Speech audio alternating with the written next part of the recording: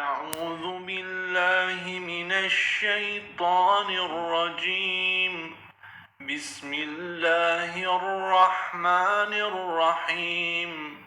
هل أتى على الإنسان حين من الدهر لم يكن شيئا مذكورا إنا خلقنا الإنسان من نطفة أمشاج نبتليه فجعلناه سميعا بصيرا إنا هديناه السبيل إما شاكرا وإما كفورا إنا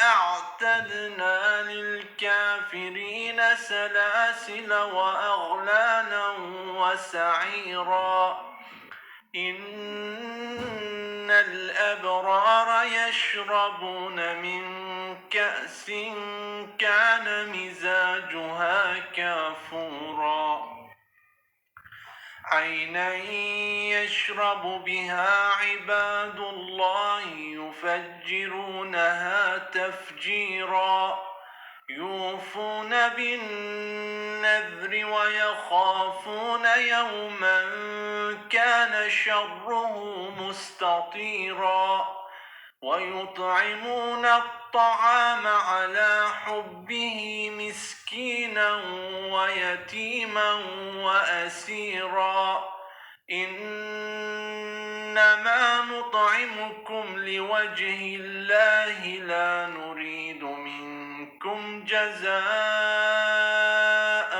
ولا شكورا إنا نخاف من ربنا يوما عبوسا قمطريرا فوقاهم الله شر ذلك اليوم ولقاهم نضرة وسرورا.